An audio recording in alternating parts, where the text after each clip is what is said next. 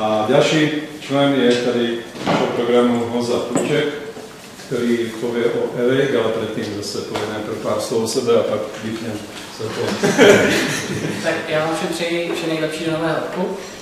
Jmenuji se Honza Půček, dělal jsem tady navazující inženýrské studium před asi 5 lety a v té době jsem pracoval pro AWAKE pod institutem Maxe Plancka v Mnichově a permanentně jsem byl vyslán do CERNu, kde jsem vlastně celou dobu pracoval tvrdě na získání doktorátu, který teda ještě do dnešního dne nemám. A od prvního letošního roku jsem zaměstnán v CERNu na fellowshipu, který se už teď jmenuje Fellowship ale Quest. A budu tam teďka dělat diagnostiku na LHC, takže doufám, že to tam moc neskazím, aby to fungovalo.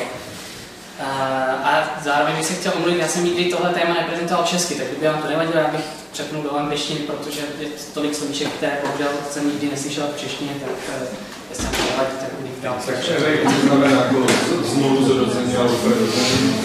No, jsme na to probudili.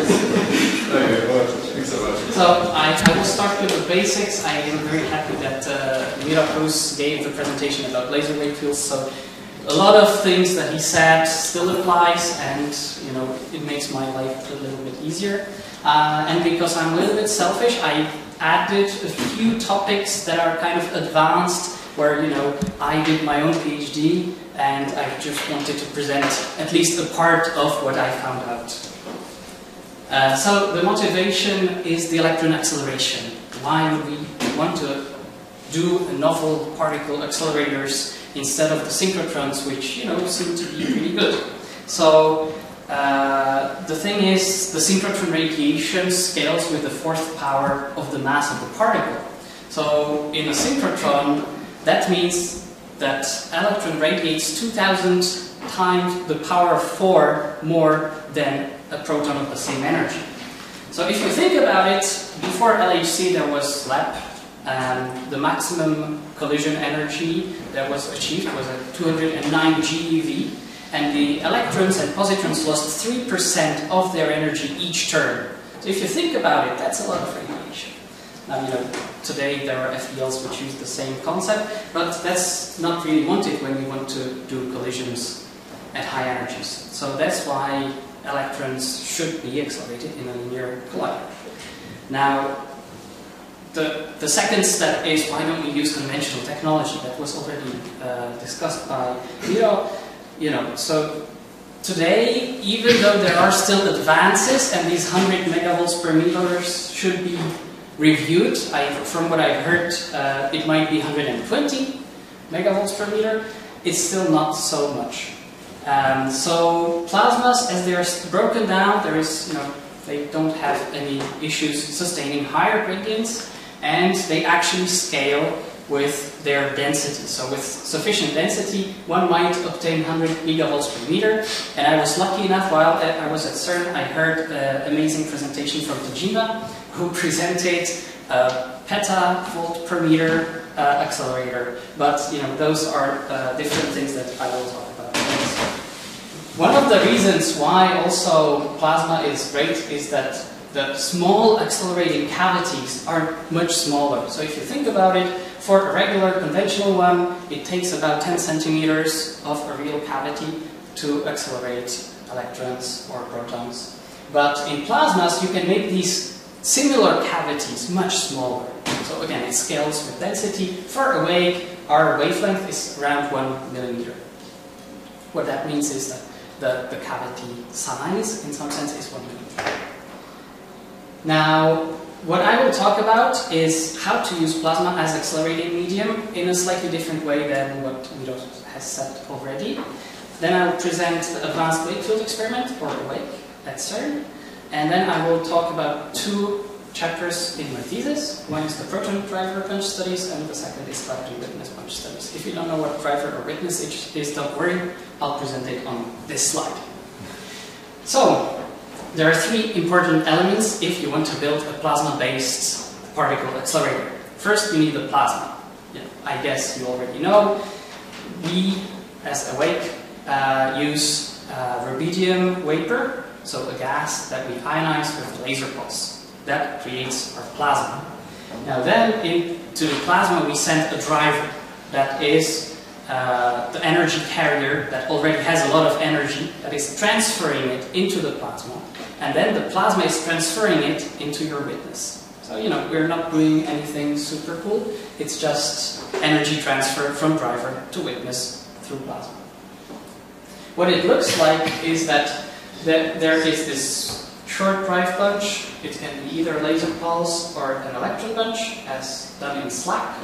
And that creates, so Mira was talking about a bubble.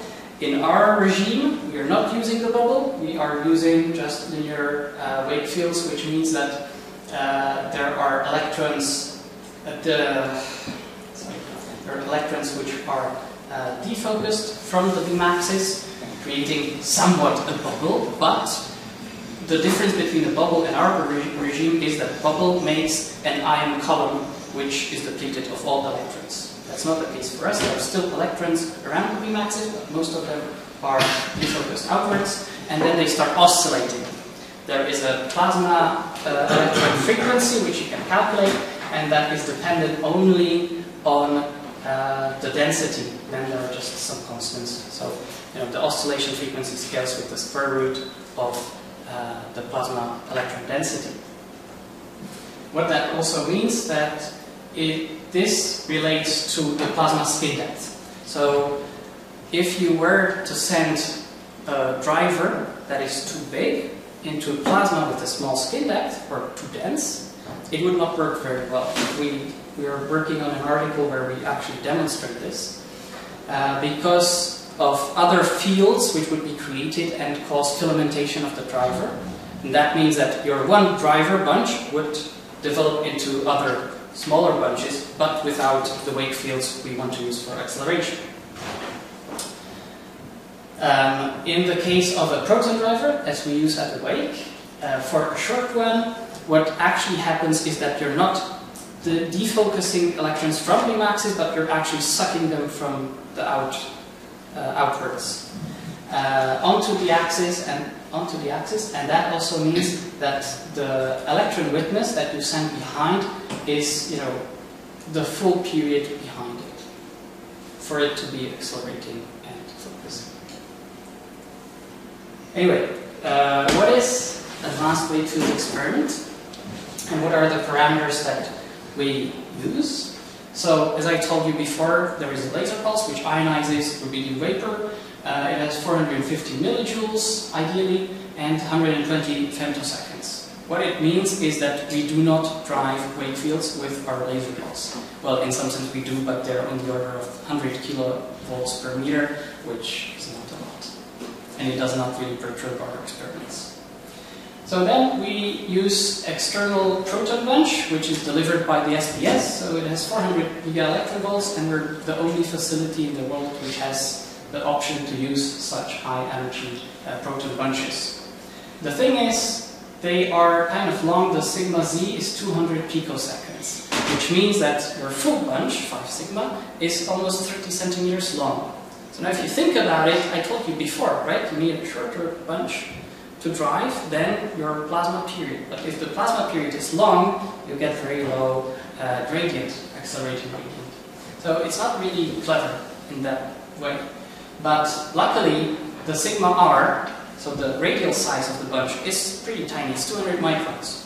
So if you think about it, what one does, what we do, is we send the proton bunch into plasma that is much longer than one plasma period. We tailor it to the radial size, and then some magic happens, which I'll show you in the next slide. One more thing is, why do we go into all this fuss, you know, with the proton bunch? Why do we use it? Well, it's pretty simple. Because a laser pulse, these days, you know, it's really less than femtoseconds, but I used the presentation for other conferences as well, so it's been there for a few years now. The laser pulse can carry tens of joules, right? And then the energy gets depleted, so if you think about it as energy transfer device, you can only obtain tens of joules with your witness before you deplete the laser pulse.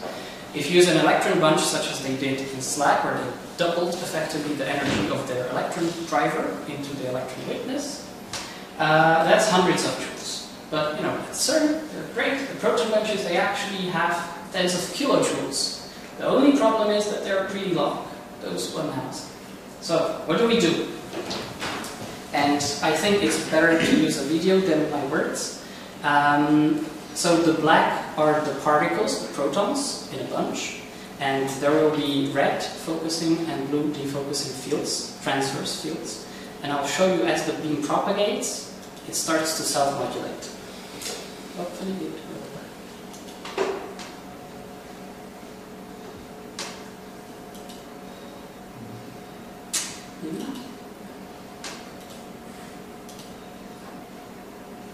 Well, what you would see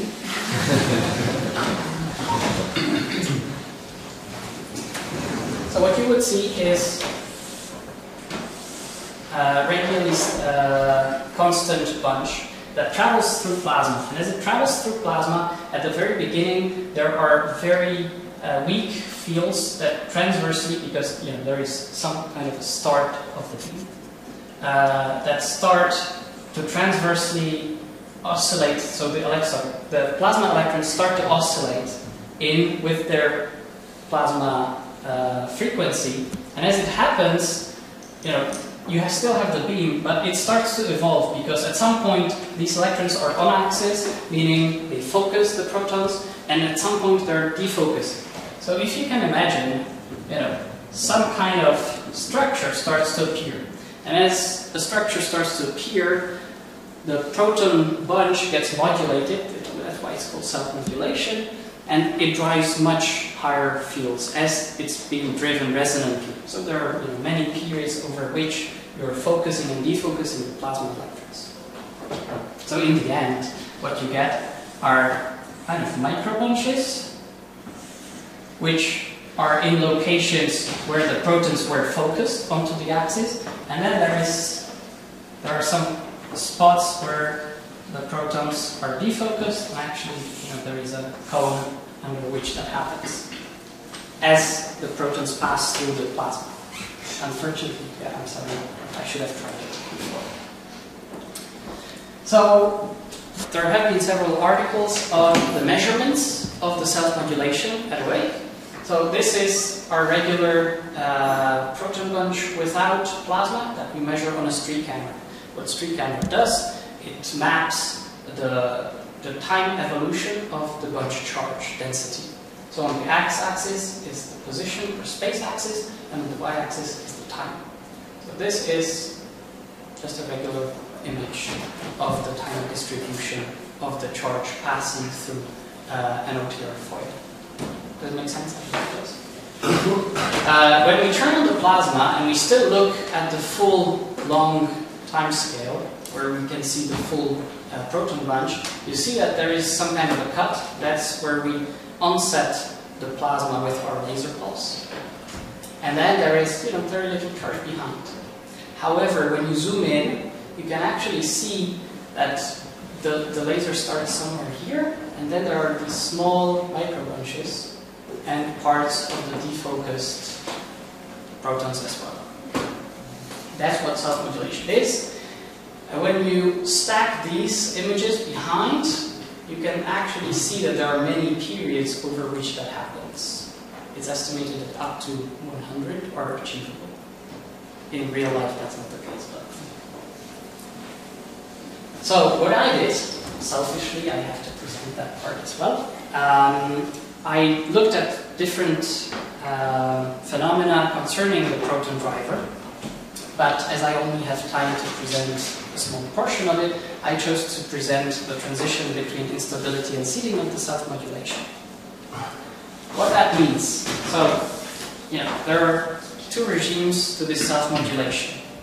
Either the modulation grows from noise. The proton bunch, you know, is not continuous. Protons are elementary particles in some sense. To us, at least. And that meaning that every time we receive a bunch from the SPS, parts of it are different. There is this shot noise always present, which means that from not directly this shot noise, but other irregularities that are present, the self-modulation develops. What this means is that when you look at the end with reference timing, what you obtain is that the microbunches are not on the same location for every event. So the rows demonstrate the events, and the x-axis demonstrates the time in picoseconds. This is again zoomed in, so these are the several microbunches, and you see that they are not aligned. Mathematically speaking, the RMS of the timing, so you choose one microbunch and you look at its timing value, and for this data set, the RMS of that is higher than 15% of the plasma Q. Now, there is a way to go around and say, well, there is a way to seed the self-modulation, which gives you immediate onset of the self-modulation, which means that every time, for every event, the microbunch location and timing is the same. And that is very important, because when you want to accelerate electrons that are injected externally, you must know that you send them into the correct part of the fields, right? Which would not be possible in the case of the instability regime. So you might be asking, what was my contribution? So my contribution was the following. We used 3 different proton bunch charges. I showed you their longitudinal bunch profiles that are normalized to 1. We used, let's say, 1 times 10 to 11 bunch population, 2.7 times 10 to 11, and 3 times 10 to 11 with a different bunch shape. So let's say the yellow and red curve have the same total charge of the bunch, but they have different bunch shapes, as you can see from the longitudinal profile.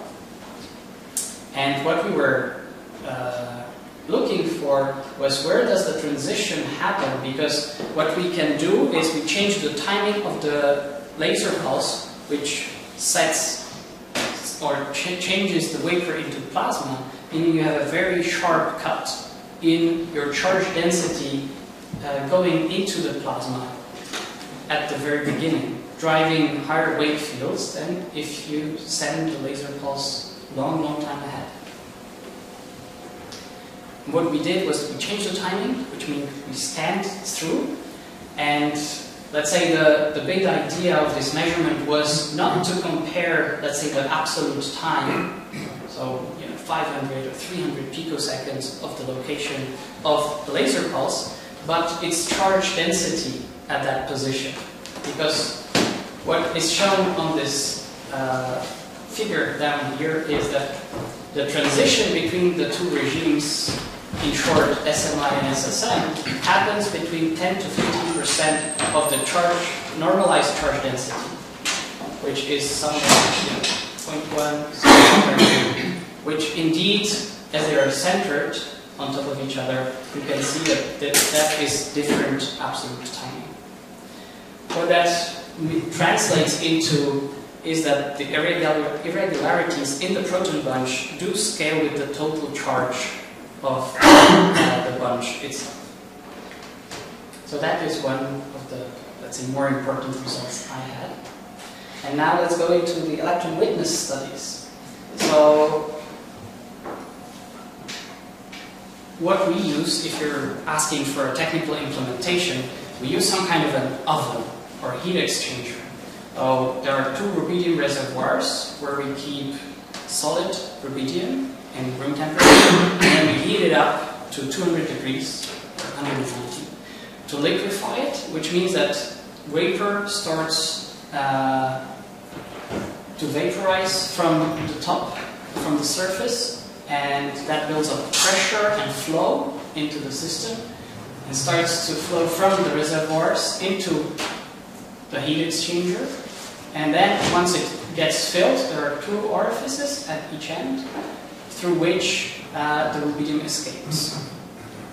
Now on each end there are expansion volumes, which means that there is a sharp density ramp on each end, because you don't want to send rubidium into SPS. They don't like it so much. A CAD drawing of the system, so these are the two expansion volumes, and this is the 10-meter-long heat exchanger. Now, if you think about it, I told you there is a ramp at the entrance and at the exit. In linear scale, you know, this is the density that's normalized to the density inside, so that's 1. There is a very sharp ramp going almost to 0. The thing is, when you plot it in logarithmic scale, it has a pretty long tail. So even though it's, you know, 5 orders or 6 orders of magnitude less than the density in the heat exchanger, it's still not 0, which means that a laser pulse will ionize and create an underdense plasma. What does it mean for us? Well, it means a lot of trouble. Because as the proton bunch starts to pass in an underdense plasma, it will actually suck a lot of electrons onto the axis and create a plasma electron filament. And as you are externally injecting electrons, they are defocused by this plasma electron filament. So it's not a great thing to do or to have. But this has been seen in simulations, and we wanted to confirm it through an experiment. So what we did, we kind of turned it around. So we first sent the electrons, which were supposed to be the witness, but now we use it as a driver to seed the modulation of the proton bunch. This is called electron seeding. And then we delayed them with respect to our laser pulse. And as we were delaying them, they were passing or co-propagating within the proton bunch, and they were measuring how much charge we get out. And also whether the self-modulation is reproducible or not. Because at this, without the electrons, you would not obtain seeded self-modulation. So this is the front, this is the back, so the beam goes this way. And so the results are here. At the beginning, we were, of course, seeding. That was known case. That's how we aligned the experiment. And as we were delaying it further and further, the seeding stopped, and then the instability regime prevailed. We also looked at an electron spectrometer, where we saw that for the first 2 points, which are here, there was a lot of charge coming out. And as we moved the electron bunch further and further into the proton bunch, less and less charge came through, up to a point where non-charge came through. It has an important meaning for awake, and that is that externally injected electron bunch on axis is lost in the plasma entrance while co-propagating inside the proton bunch. Which means that there have to be other schemes to be used to accelerate electrons. There, of course, it's not a big deal. So, to sum it up, I showed you that awake is a PWFA experiment using self-modulation of a non-proton bunch to resonantly drive high-amplitude Wakefields. I hope that I've also shown you that there are 2 different regimes of the self-modulation. And I also shown you that we might have a little problem with accelerating on-axis electrons that are injected externally. And that's all. Thank you very much for your attention. Thank you very much.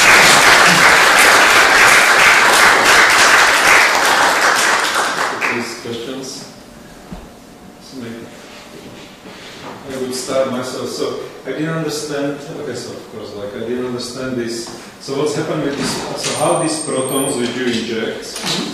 So what is the? So incoming energy was this 400 GeV. So what was the output? We don't know. So, but the purpose is to accelerate the electrons or these protons? So the electrons. Yes. Okay. Yes. So these protons are there just. They are just carrying a lot of energy, which is transferred into the plasma, and we don't care so much about that. Okay. If you're asking, an estimate is 395 giga electron volts. but we don't know. There is no real measurement. There is no spectrometer that we could use because bending 395 giga electron volts protons is not a simple task. And the electrons which go out are so I do not present the results of the electron acceleration. The ones from 2018, they managed to use off-axis electron acceleration and managed to get up to 2 giga electron volts of energy. Now you might say, no other power. I don't know. It's 2 GeV. Yes, 2 GeV. In 10 meters, be very careful we don't quote a gradient, because during the self-modulation of the proton bunch, there are various processes which are happening which are detrimental to the acceleration. But thank you for your question, because in this backup, I have the future plans. And what you can see is that there will be 2 different vapor sources, where in one we will self-modulate the proton bunch into the stream of microbunches, which drive higher wave fields and ideally do not evolve anymore. And then we would use a second plasma into which already the stream of microbunches comes in, and we send a higher electron energy witness, which might be accelerated to, well, what we're trying to get is 10 G. In some sense, it is an experiment that tries to tie all loose ends, such as in the future the beam loading. We don't want to get to such a high energy that would be difficult to live with. So at least to my supervisor, 10 GeV is sufficient demonstration that the system works, and going to 30 will not be as such a big problem as, let's say, propagating a full electron witness bunch while preserving its emittance and other parameters. So just staying with this picture, yes. So where the electrons go out, accelerated electrons? Here. So at the end here, and there is electron spectrometer at the very end. And the here protons, we measure the protons? And the protons, they go straight into the wall. So it means that they go in one beam? In one beam pipe, yes. But like physically they're in the same space. Yes. They just go protons with electrons together. Yes. Okay. Of course, it creates some problems, but it's maybe very much to talk about. No, it's okay. It's just this was not clear to me. Yes. So at the beginning there is a merge point where the laser pulse, the electron beam, and proton beam are merged together. Well, first it's the proton beam with the laser pulse, and then the electrons are added. But there are some problems. Let's say the Earth magnetic field is not our friend. But anyway, yeah. Okay, good. So, So the purpose of the first electron bunch is just to deal with this phenomenation? So, if you imagine, I showed you the transition, right? So there is this 10%. My bunch will go to the right because I have no space on the left. If you imagine that you set the laser pulse at this location of your 10% of the bunch charge density, which means that here you'll get a train of microbunches. But then when the full beam would go into the second one, you would have an unmodulated head, right? These didn't go through plasma before. So one of the big problems we tried to solve was what would happen in the second plasma. Because it might be, there were some simulations suggesting that this head will affect the rest and everything will go to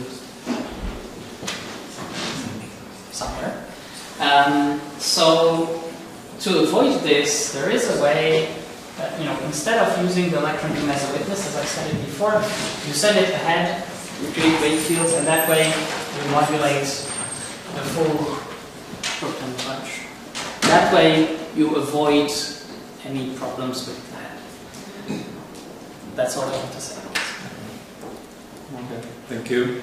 So maybe let's move to the next presentation. Thank you.